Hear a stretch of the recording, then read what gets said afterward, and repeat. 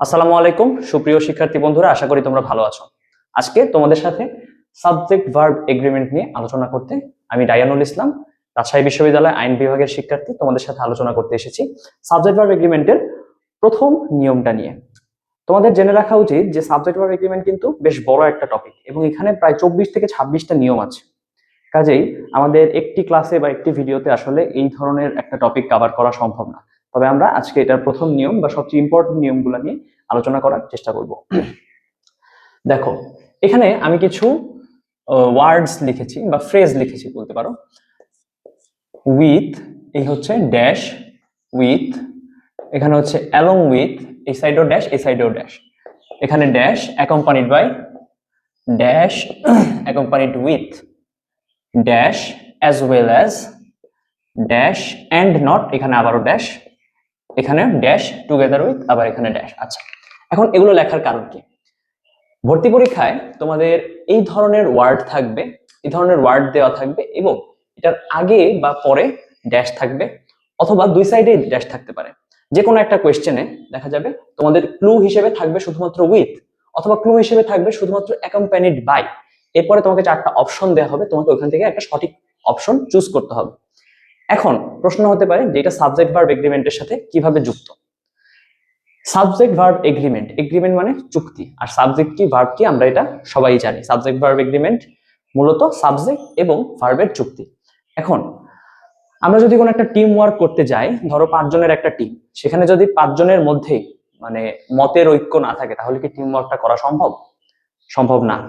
কাজেই এই subject verb agreement যদি ঠিকমতো না থাকে, তাহলে একটা সঠিকভাবে একটা সেন্টেন্স লেখা আসলে সম্ভব না।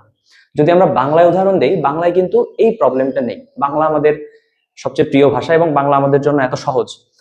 বাংলায় কিন্তু এই সমস্যাটা নেই। বাংলায় ধরো আমি যদি বলি তারা আসছে, আর আমি যদি বলি সে আসছে, দুইটারই ভার্ব আসছেটা কিন্তু সেম থাকে। সে সিঙ্গুলার, তারা প্লুরাল, কিন্তু দুইটারই কিন্তু ভার্ব সেম। সে এসেছে, তারা এসেছে, দুইটারই ভার্ব সেম। কিন্তু বাংলা ইংরেজির ক্ষেত্রে এরকমটা হয় না। ইংরেজির ক্ষেত্রে সিঙ্গুলার প্লুরালের জন্য চেঞ্জ হয়, প্লুরাল সিঙ্গুলারের জন্য ভার্ব চেঞ্জ হয়। আমরা সেগুলো নিয়ে বিস্তারিত আলোচনা পরে করব। এখন আমরা একটা বেসিক জিনিস আমাদের জানা দরকার, সেটা হচ্ছে যে যখন থার্ড পারসন সিঙ্গুলার থাকবে, থার্ড পারসন সিঙ্গুলার, তখন ভার্বের সাথে,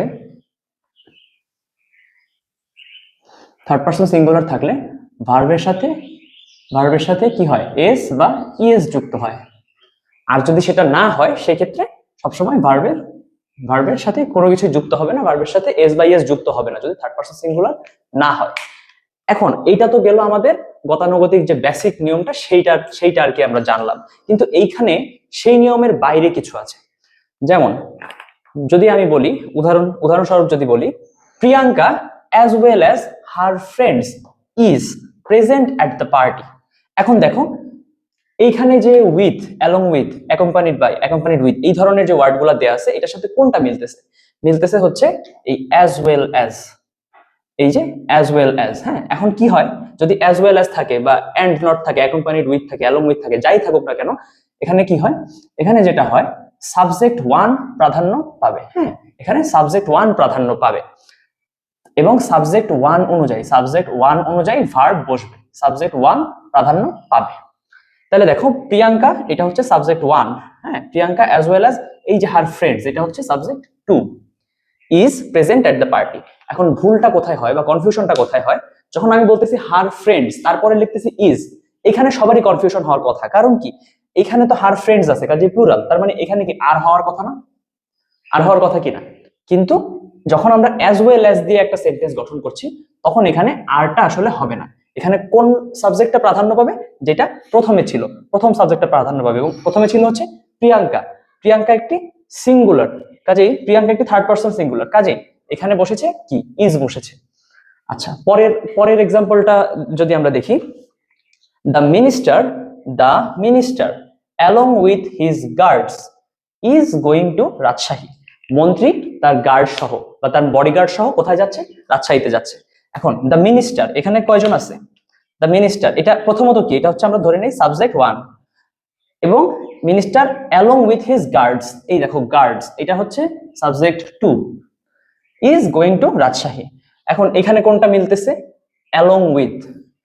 এই দেখো অ্যালং উইথ, সেন্টেন্সে যেহেতু অ্যালং উইথ আছে, কাজে আমাদের গতানুগতিক ভাবে এইখানে যে সিঙ্গুলার, থার্ড পারসন সিঙ্গুলার বা প্লুরাল যেটাই হোক সেই অনুযায়ী ভার্ব বসবে, বিষয়টা এরকম না। যেহেতু এখানে অ্যালং উইথ আছে, যেহেতু এখানে অ্যাজ ওয়েল অ্যাজ আছে, বা ধরো যেহেতু যদি এখানে টুগেদার উইথও থাকতো, তাহলে কি হতো? আমাদের প্রথম সাবজেক্ট যেটা হবে, প্রথম সাবজেক্ট যদি সিঙ্গুলার হয়, আমরা এখানে ভার্বটাও সিঙ্গুলার হিসেবেই আমরা এখানে ইজ ধরেছি, ইজ, কারণ এইটা হচ্ছে থার্ড পারসন সিঙ্গুলার। এখানে যদি প্লুরাল থাকতো, এখানে যদি মিনি স্টার্স হতো, তাহলে এখানে ইজ না হয়ে কি হতো? আর হতো। এখন এখানে সাবজেক্ট টু যেটা আছে, হিজ গার্ডস, এই গার্ডস কিন্তু প্লুরাল হওয়া সত্ত্বেও এখানে আর হয়নি। কেন হয়নি? কারণ এই সেন্টেন্সে অ্যালং উইথ আছে, এবং অ্যালং উইথ থাকলে কি হয়? সাবজেক্ট ওয়ান যেটা, সেটা প্রাধান্য পাবে। আজকের মতো এই পর্যন্তই, সকলকে ধন্যবাদ।